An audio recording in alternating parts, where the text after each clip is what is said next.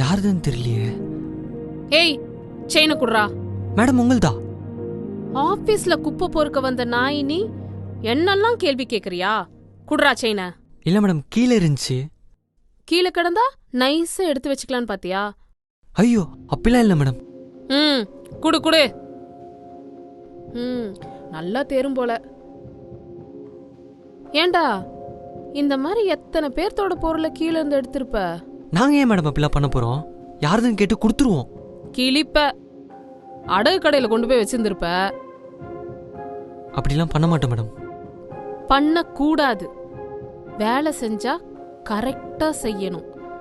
தேவையில்லாத வேலையெல்லாம் பார்க்க கூடாது. சரிங்க மேடம். போ போ. மேடம், செயின் எடுங்க. எந்த செயின்? மார்னிங் இந்த பையன் கிட்ட இருந்து வாங்குனீங்கல்ல, அந்த செயின். அது என்னோட செயின் மேடம். இந்த பையன் கிட்ட இருந்து நீங்க போய் சொல்லி வாங்குனதை நான் பார்த்தேன். அந்த பையன் போய் சொல்றாமா? அவன் எடுத்து வச்சுக்கலான்னு பார்த்தான். நான் அது யாருதுன்னு தேடி கொடுத்துடலாம் தான் பார்த்தேன். என்ன மேடம் இப்படி போய் சொல்றீங்க? இந்த பையனை பார்த்துதான் அவன் மேல பழி போட பாக்குறீங்களா? ஆனா இந்த பையன் உங்களை பத்தி என்ன சொன்னா தெரியுமா? இங்க ஏதாவது செயின் கீழே கிடந்துச்சா பாத்தீங்களா? பார்த்தேன் மேடம். எங்கப்பா? அது ஒரு மேடம் கிட்ட கொடுத்தேன். அவங்க யாருதுன்னு கேட்டு கொடுக்கறேன்னு சொன்னாங்க. யாரு? அவங்க யாருன்னு தெரியல. பட் இந்த கேமரா பாத்தீங்கன்னா உங்களுக்கு அவங்க ஃபேஸ் கிளியரா தெரியும். சரிப்பா. மேடம், அவங்க செயின் எடுத்துக்கலாம் இல்ல, யாருன்னு கேட்டா கொடுத்துருவாங்க. ஓகே தேங்க்ஸ்பா. இதுதான் மேடம் அந்த பையன் என்கிட்ட சொன்னது. அவ உங்களை நல்ல விதமா தான் போர்ட்ரேட் பண்ணணும்னு நினைச்சான். மனுஷங்க பொய் சொல்லலாம், ஆனா மிஷின் பொய் சொல்லாது. நீங்க அவங்க கிட்ட பேசினது எல்லாமே கேமரால ரெக்கார்ட் ஆயிருக்கு. சாரிமா. என்கிட்ட சாரி சொல்லி ஒரு பிரயோஜனமும் இல்ல. என்னோட செயின் கோல்டு தான்.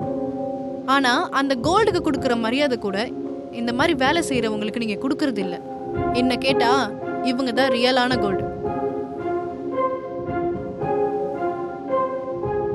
சாரி தம்பி, என்னோட பேராசையில தெரியாம பண்ணிட்டேன். என்ன மன்னிச்சிருப்பா. பரவாயில்ல மேடம். சாரிமா. இந்தம்மா உன் செயின்.